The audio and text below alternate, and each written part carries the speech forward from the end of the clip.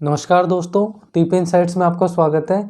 आज की वीडियो में हम बात करेंगे फ्यूचर जनरली हेल्थ इंश्योरेंस के बारे में।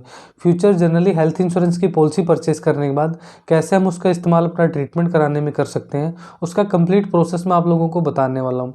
कैसे हम अपने बिल रिम्बर्स कर सकते हैं इस पॉलिसी को परचेज करने के बाद, कैसे हम इससे कैशलेस ट्रीटमेंट करा सकते हैं, या कैसे हम अपना रिम्बर्समेंट में अपना बिल लगा के या रिम्बर्समेंट का पूरा प्रोसेस हम कैसे करेंगे, वो इस वीडियो के अंदर मैं डिटेल में आप लोगों को बताने वाला हूँ। तो वीडियो को आप लोग लास्ट तक देखिए। वीडियो को लाइक कर दीजिए, चैनल को सब्सक्राइब कर लीजिए, बेल आइकन दबा दीजिए ताकि नए वीडियो का नोटिफिकेशन आप लोगों को मिलता रहे। तो चलिए वीडियो को शुरू करते हैं।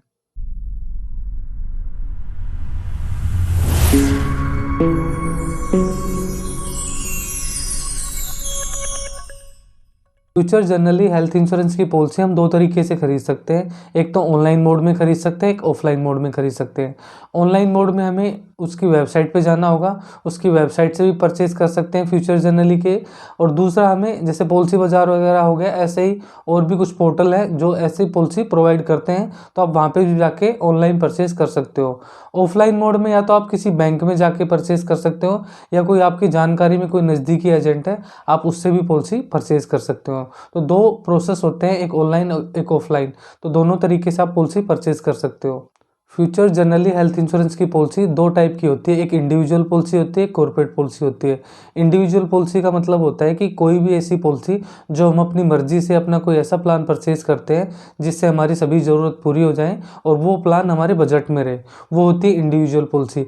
कॉर्पोरेट पॉलिसी होती है वो पॉलिसी जहाँ पे अगर हम कहीं प्राइवेट संस्था के अंदर जॉब कर रहे हैं और वो एम्प्लॉयर जो है, जो कंपनी का जो मालिक है या जो प्राइवेट संस्था का जो मालिक है या प्राइवेट बैंक है, वहाँ पे जो एम्प्लॉयर है वो अपने एम्प्लॉय का हेल्थ इंश्योरेंस कराता है, उसकी फैमिली का भी कराते हैं, तो उसको कॉर्पोरेट पॉलिसी बोलते हैं। उसमें सारा प्लान से लेके उसकी लिमिट तक सारी चीज़ें डिसाइड एम्प्लॉयर करता है। मतलब वो प्राइवेट संस्था का जो मालिक होता है वो डिसाइड करता है कि मुझे अपने एम्प्लॉय को कितनी लिमिट तक का हेल्थ इंश्योरेंस देना है। इंडिविजुअल पॉलिसी के अंदर जो वेटिंग पीरियड होता है वो 1 मंथ का होता है उसको इस्तेमाल करने का।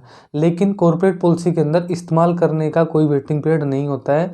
जिस दिन आपकी पॉलिसी के डॉक्यूमेंट्स बन के आ गए उस दिन से आप उसको इस्तेमाल करना शुरू कर सकते हो। लेकिन इंडिविजुअल के अंदर हमें 1 मंथ इंतज़ार करना पड़ेगा। जब हम पॉलिसी परचेज करते हैं उस दिन से 1 महीना आप काउंट कर लो, उसके बाद ही हम उसका इस्तेमाल कर सकते हैं। इंडिविजुअल पॉलिसी के अंदर बहुत सारे वेटिंग पीरियड होते हैं, जैसे 2 साल के बाद सर्जरी कवर होती है, 3 साल के बाद कोई और मेजर बीमारी कवर होती है, 5 साल के बाद और बड़ी बड़ी जो बीमारियां हैं वो कवर होती है। लेकिन कॉर्पोरेट पॉलिसी में ऐसा नहीं होता है। कॉर्पोरेट पॉलिसी में मोस्टली बीमारियां शुरुआती टाइम से ही कवर होती हैं। बाकी कुछ कंडीशन उसमें भी लगी होती है, कोई बड़ी बीमारी हो तो वो आपको देखना पड़ेगा, वो आपको टर्म्स पढ़नी पड़ेगी। तो ये दोनों में एक तो मेन डिफरेंस होता है। अब पॉलिसी परचेज करने के बाद जो हमने वेटिंग पीरियड है वो उसका हमने इंतज़ार कर लिया और किसी भी तरीके से हमें उसकी ज़रूरत पड़ती है अपना ट्रीटमेंट कराने के लिए, तो हमें हॉस्पिटल में जाना है डॉक्टर के पास। डॉक्टर को पहले ओपीडी में दिखाना है। ओपीडी में डॉक्टर को दिखाने के बाद अगर डॉक्टर बोलता है कि आपको एडमिट होने की ज़रूरत है तो उस केस में ही आपका कार्ड चलेगा। कार्ड का कैसे पता चलेगा कि किस हॉस्पिटल में चलेगा या नहीं चलेगा आपका कार्ड, या आपकी पॉलिसी किस हॉस्पिटल में लागू होगी, उसके लिए आपको फ्यूचर जनरली की वेबसाइट पे जाना पड़ेगा और वहाँ पे जाके नेटवर्क हॉस्पिटल की लिस्ट को ढूंढना है। उस लिस्ट के अंदर आप अपना स्टेट सेलेक्ट करोगे, डिस्ट्रिक्ट सेलेक्ट करोगे और एक पिन कोड डाल के अपना जो नज़दीकी हॉस्पिटल है उसमें ढूंढ सकते हो। आपको पता लग गया कि मेरे नज़दीक में ये हॉस्पिटल उसके पैनल में है और आप वहाँ पे जाके ओपीडी में पहले डॉक्टर को दिखाओगे। डॉक्टर को लगेगा कि एडमिट होने की ज़रूरत है तो पेशेंट को वो एडमिट करेंगे। फ्यूचर जनरली का हेल्थ इंश्योरेंस जो कार्ड है वो एडमिट केस में ही चलेगा। ओपीडी का आपने अलग से कोई प्लान ले रखा है वो एक अलग चीज़ है, लेकिन मोस्टली जो कार्ड है और मोस्टली जो ट्रीटमेंट है वो एडमिट केस में चलते हैं। मिनिमम 24 घंटे केस में ही चलेंगे। मोस्टली जो कार्ड है वो 24 घंटे के ही दौरान यूज कर सकते हो आप, तो उसमें आपको हॉस्पिटल में 24 घंटे रहना पड़ेगा। उसके बाद ही आपको या तो कैशलेस ट्रीटमेंट मिलेगा या आप अपने बिल को रिम्बर्स कर सकते हो। डॉक्टर के एडमिट बोलने के बाद आप लोगों को टीपीए की टीम के पास जाना है जो हॉस्पिटल के अंदर मिलेगी, और वहाँ पे जाके आपको अपनी पॉलिसी के डॉक्यूमेंट्स दिखाने हैं, उनको अपनी आईडी देनी है और वो आप लोगों से प्री ऑथराइजेशन फॉर्म पे साइन कराएंगे। वो फॉर्म पे साइन करने के बाद आप लोगों का काम खत्म हो जाता है। बाकी जो पूरा प्रोसेस है वो जो हॉस्पिटल की टीपीए की टीम होती है वो खुद प्रोसेस करेगी। उसको कैशलेस प्रोसेस बोलते हैं। हॉस्पिटल की टीपीए की टीम जो है वो 2 अप्रूवल इंश्योरेंस कंपनी से लेगी, एक तो इनिशियल अप्रूवल लेगी, एक फाइनल अप्रूवल लेगी। आपकी पॉलिसी में कोई प्रॉब्लम नहीं है, आपके ट्रीटमेंट में कोई प्रॉब्लम नहीं है और इंश्योरेंस कंपनी को लगता है कि आपका क्लेम जेन्युइन है, तो आपका कैशलेस क्लेम पास हो जाएगा। लेकिन अगर आप नॉन नेटवर्क हॉस्पिटल में जाके अपना ट्रीटमेंट कराते हो, नॉन नेटवर्क हॉस्पिटल का मतलब है वो हॉस्पिटल जिस हॉस्पिटल का फ्यूचर जनरली हेल्थ इंश्योरेंस के साथ टाई अप नहीं है, मतलब आपस में दोनों का एग्रीमेंट नहीं है, वो नॉन नेटवर्क हॉस्पिटल की लिस्ट में आएगा। तो वहाँ पे अगर आपको अपना ट्रीटमेंट कराना है किसी भी रीजन की वजह से, तो आप लोगों को सभी पेमेंट कैश में करनी पड़ेगी। उसके बाद आपको क्लेम फॉर्म ए बी भरना पड़ेगा और उसके साथ सपोर्टिंग में जितने भी डॉक्यूमेंट्स हैं, जैसे फाइनल बिल हो गया, डिस्चार्ज समरी हो गई, लैब टेस्ट के बिल हो गए, मेडिसिन के बिल हो गए, सभी सपोर्टिंग में लगाने हैं। हॉस्पिटल से जो भी आप डॉक्यूमेंट्स लेंगे तो उसके ऊपर आप लोगों को स्टैंप लगवानी है हॉस्पिटल की, और साइन स्टैंप होना कंपलसरी होता है। उसके बाद ही आप इंश्योरेंस कंपनी के पास उसको भेज सकते हो।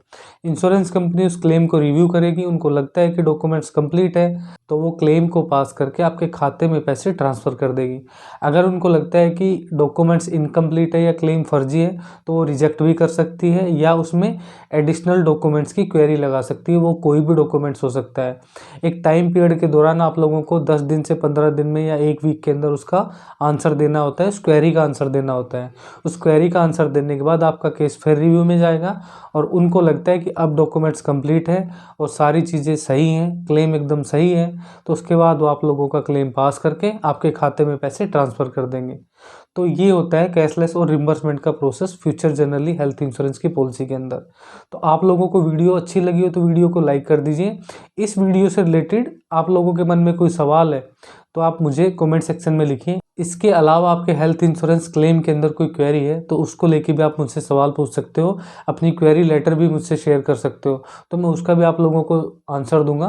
तो वीडियो आप लोगों को अच्छी लगी तो वीडियो को लाइक कर दीजिए, चैनल को सब्सक्राइब कर लीजिए, बेल आइकन दबा दीजिए ताकि नए वीडियो का नोटिफिकेशन आप लोगों को मिलता रहे। तो आज की वीडियो में इतना ही, मिलते हैं नेक्स्ट वीडियो में, तब तक के लिए नमस्कार।